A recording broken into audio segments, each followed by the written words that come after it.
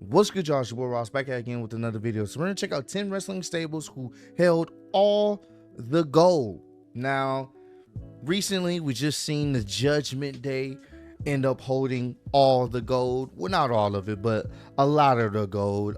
You got Damian Priest and Finn Balor as the undisputed tag team champions. You have Dominic Mysterio as the NXT North American champion, and you have Rhea Ripley as the women's world heavyweight champion, or whatever you want to call it. And pretty much, in a sense, they have all of the gold, or most of the company's gold.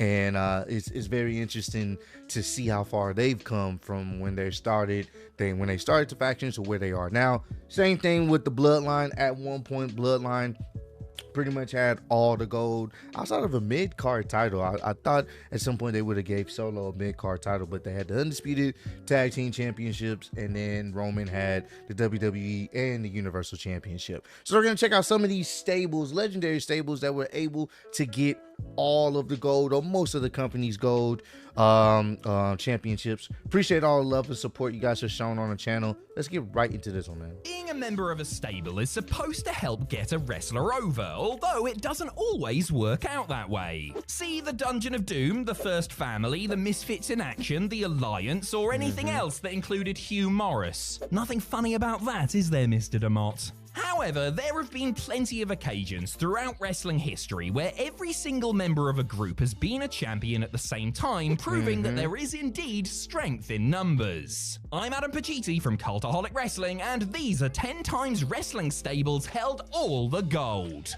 Join us. But first, if you needed the best protection possible, who would you turn? I'm gonna go through, no bother at all. Number 10, British Strong Style. Before they were hoovered up by the mad vacuum cleaner that is WWE, Pete Dunne, Tyler Bate, and Trent Seven were in a faction called British Strong Style in Progress Wrestling. With their Midlands accents, gruff demeanors, and penchant for flat caps, the group drew heavy inspiration from a certain TV show, Seinfeld. Oh wait, it was Peaky Blinders. Silly me. BSS got their first taste of gold when Dunne and Seven won the Progress Tag Team Championships in September 2016. However, when Dunne attempted to hand over his belt to Bate, they were stripped of the titles. So, what happened next? Oh, Bate and Seven just won them outright in December. Fair enough. In the meantime, Dunne had won a 7-way elimination match to pick up the vacant Progress World Championship, meaning that the lads from the Black Country were all champions now. Oh, that's pretty dope. dope. From a 2-week period when they lost the tag titles, all 3 men held onto their belts until September the following year, with Tyler and Pete even holding the WWE United Kingdom Championship during this time. That's pretty dope. Fast forward to June 2018, and all 3 men held gold in WWE, with Tyler and Trent holding the NXT tag titles whilst Pete was UK champ, though this only lasted a couple of weeks. Some would say that all 3 men had peaked and played a blinder there. Oh Lord. That's how you get a dislike. Oh, brother, this guy stinks. Number 9, the Hurt Business. Oh, WWE yeah. have never seen TNA. And I hope they do something. I know it's kind of like the Hurt Business 2.0, but I am all for Bobby Lashley getting some gold, and Montez Ford and Angelo Dawkins, Street Profits, getting the undisputed tag titles at some point. We'll see how they play that out, though. TNA/Impact Wrestling as rivals, which is maybe why they've stolen so many ideas from them over the years. Take the union of Bobby Lashley and MVP, for example. They were together in Impact as the Beatdown Clan, and when both men were back in WWE in 2020, they got together once again under the new name of the Hurt Business. This was MVP solid, was man. in Lashley's corner when he beat Apollo Crews for the United States Championship at Payback. By September, the group had added Shelton Benjamin and Cedric Alexander to their ranks, who set their sights on some tag gold. Their day would come at TLC when they defeated the New Day for the Raw tag straps. Now everyone had a belt except MVP. He had a ruddy medal! Lashley would eventually become world champion just 2 weeks before Benjamin and Alexander lost their titles. After that, the Hurts business just sort of stopped existing until WWE needed 2 people for Goldberg to beat up during his feud with the Almighty. Isn't that always the way?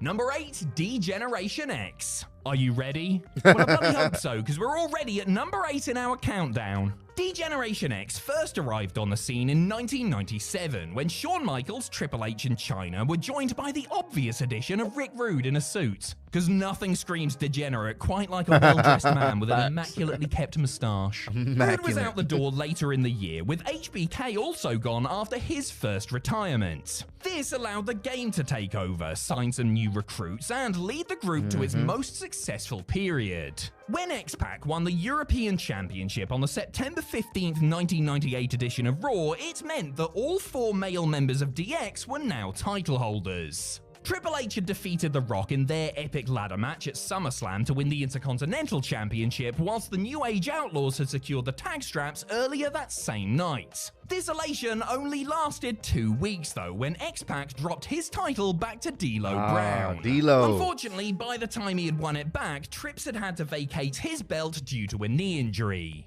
It may have only been a fortnight, but just like me and my first girlfriend, it still counts. Number 7. What is these jokes, bro?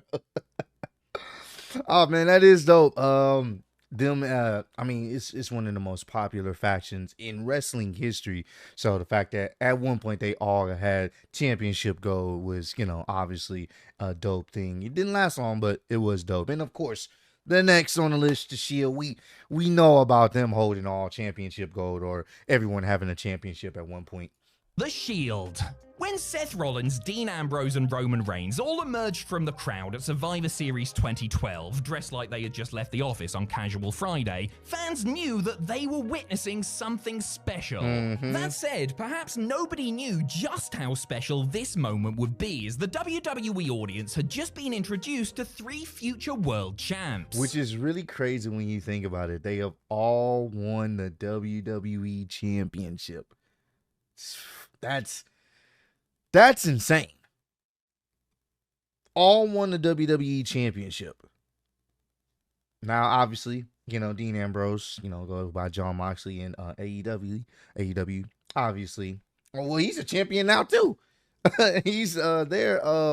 It's not the international champion. It's not called Intercontinental. It's like the international champion or whatever. He just beat Orange Cassidy. So he's their champion as well. So they're all champions. Once again, it's crazy to say that, man. Before they all got their mitts on the top prize, the Shield all won championship gold of a different variety on the very same night. At Extreme Rules 2013, Ambrose bested Kofi Kingston to capture the United States Championship. Later in the evening, Rollins and Reigns unseated Daniel Bryan and Kane to become your new WWE Tag Champs. The Hounds of Justice held on to all 3 titles for 148 days before Reigns and Rollins lost their belts to the Rhodes Brothers. Ambrose would continue on as US champ for almost a full year though, the longest reign with that particular belt in company history. He managed 14 televised defenses before dropping it to Sheamus. Fair play to the lunatic fringe. Number 6. A lot of people aren't a big fan of his title reign. I don't honestly remember it too much, to be honest with you. So I know I've seen a few people say they're not the biggest fan of Dean Ambrose United States title reign. New Day.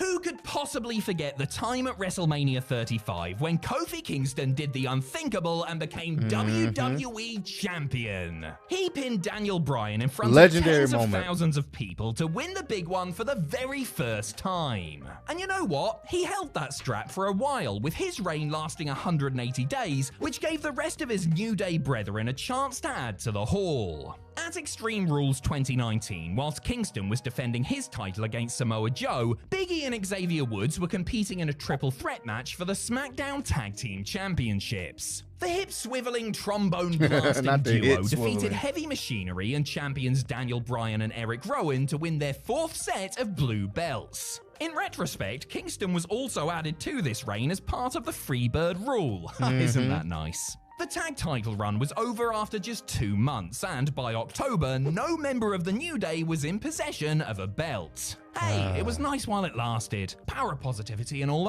that. It's just, we've already talked about this plenty of times. It's just, it sucks. How it Number ended. 5, the Undisputed Era. Oh, now this, man. When they, Undisputed Era NXT was just fantastic, bro. Oh, man. Word undisputed in their name, this faction of ex-Ring of Honor lads set themselves up for greatness from the get-go. Originally consisting of Adam Cole, Bobby Fish, and Kyle O'Reilly, with Roderick Strong joining later, the Undisputed Era ran roughshod over NXT for the better part of 4 years. Facts. They held various titles on and off over that time, but the night it all came together was the 18th of September 2019, the first time NXT went live on the USA Network. Strong defeated North American champion Velveteen Dream to end his record-setting reign with the belt. This was Roddy's first taste of singles gold in the promotion and the last male NXT championship that wasn't already held by the era. O'Reilly and Fish had been tag champs since August, while Cole had been NXT champion since June. Eventually, half of the stable lost their belts to Keith Lee as he beat Strong for the North American title and then captured the top prize in July 2020. Honestly, they should have just given him both tag belts as well. The possibilities would have been limitless. You get it? All right, man. We got, all right, yeah. You gotta stop that. You gotta stop with the puns. Gots to. Number 4, the Elite. Do you remember during the early days of AEW when the Elite booked themselves to look like absolute chumps? Do you remember when Tony Khan went, nah, let's not do that, and things got infinitely better? Technically, the Elite first won gold in their own promotion when Hangman Adam Page and Kenny Omega beat SCU for the tag titles. However, we're interested in when the group went evil. After a split from Hangman, an eventual heel turn, Omega beat Jon Moxley for the AEW World Championship at Winter is Coming 2020. In April 2021, the previously babyface Young Bucks would also batter Mox to formally join up with Kenny as villains. Poor old John, eh? The Bucks had been AEW Tag Team Champions since beating FTR for the belts at Full Gear the previous year. Now the Elite was back, and they were all champions, and we're not done yet. Carl Anderson and Luke Gallows, who were technically signed to Impact Wrestling at the time, also joined the group's ranks. The Good Brothers were Impact Tag Team Champions twice during their time on AEW TV, making this Super Elite even more impressive. And now they're just JAGs on fucking SmackDown. That's crazy. I forgot Impact and AEW, they have that type of relationship where champions can float between shows and stuff like that. That's crazy. Number 3, the Bloodline. The most makes recent sense. WWE This was on the faction list, to do the hold all the gold thing took that phrase quite literally. The Bloodline's rise to ultimate power began when Roman Reigns returned at SummerSlam 2020 with a new attitude, a new mission statement, and a new set of teeth. Just 1 week later at Payback, Reigns became the Universal Champion, a run that would last for the next 3 years, and counting. After persuading / emotionally manipulating them to join him, Reigns brought his cousins the Usos into the fold as his devious little helpers. The Bloodline was now in full swing. The Twins won the SmackDown tag belts on the Money in the Bank 2021 kickoff show of all places, thus beginning an iron-fisted rule over the blue brand. But hey, because controlling one brand wasn't enough, the Bloodline decided to grab all of Raw's belts too. Reigns defeated Brock Lesnar at WrestleMania 38 to become WWE Champion as well. Then, a month or so later, the Usos beat RK Bro to win the Raw tag belts. Hey, if you really want to be a completionist, you can also chuck in that time Solo Sikoa was NXT North American champion for a... Yeah, he was for a little bit. I did forget to talk about that at the beginning. He was North American champion for a little bit, and then once he became a full-time member or whatnot on Monday Night Raw, like not Monday Night Raw, like on the main roster on SmackDown, that's when they had him drop the belt. So for a week. Or don't. I don't really care. Number 2, the Four Horsemen. The Four Horsemen were less of a stable and more of a philosophy, which is some of the deepest analysis you will ever hear on a professional wrestling video hosted by me.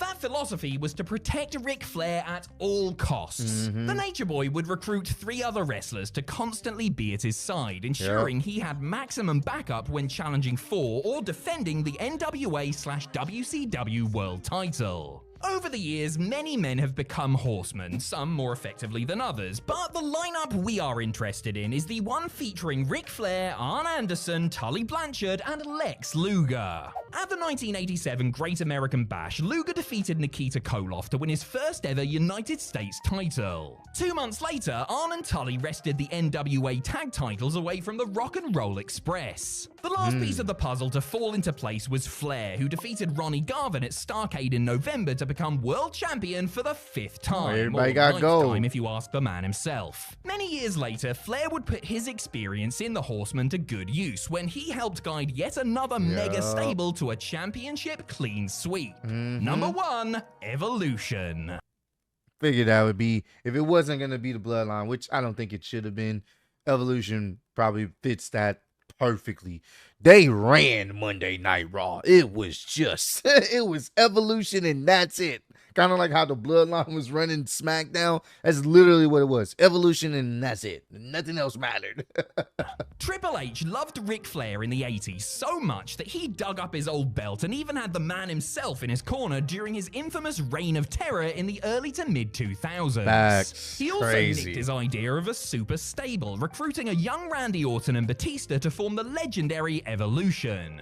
Much like with the Horsemen, Evolution's objective was to keep the World Heavyweight Championship on the game at any cost. But that didn't mean the other members couldn't also have a bit of fun. At Armageddon 2003, Randy Orton defeated Rob Van Dam to become Intercontinental Champion for the first time. Batista lost his scheduled match to Shawn Michaels on the night, but perked up when Ric Flair announced that the two of them would be entering a tag team turmoil match for the World Tag Team titles. And you'll never guess what? They finally won the thing. Finally, in the night's main events, Triple H defeated Kane and world champion Goldberg in a triple threat match to win the big gold belt for the 3rd time. The show would end on that iconic image of all 4 men, belts in hand, standing at the top of the stage. Now that is what I call dominance.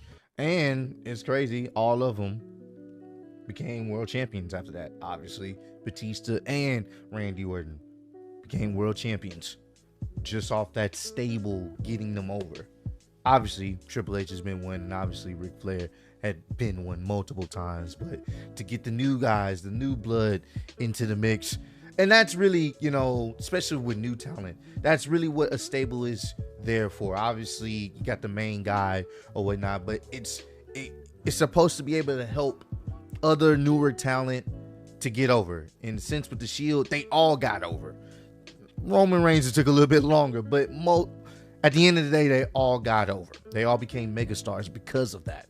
Same thing with Evolution. You already had Triple H. He was a legend in himself. Ric Flair was a legend in himself. You got the 2 new young bloods and Randy Orton and Batista. And ultimately, once they left, they were over. They were megastars. They became megastars. And now we're seeing it even with the Bloodline with more so Jay. It's funny to say that Jay he's risen to becoming a very big star in WWE. I don't think anyone expected this 10 years ago, but Main Event Jay is a real thing. It's not just a little funny line. No, it's a real thing. Everywhere he goes, people are doing the up and down motion. They're rocking with his new theme song. They cheer for Jay. They made a new star, even though he was already a star with his brother, tag team wise, but solo wise, they've made a new star because of everything they've done with this faction and, you know, the history and the story they've built with the Bloodline. So it's gonna be very interesting to see if he becomes a solo champion at some point, but we'll see how things play out with that. So comment down below. Let me know, what's your favorite faction of all time? Want to know down below, but I appreciate all love and support. Road to 150K, and I'm still your undisputed YouTube wrestling champion of the world. Appreciate y'all kicking me. See you on the next one. Peace.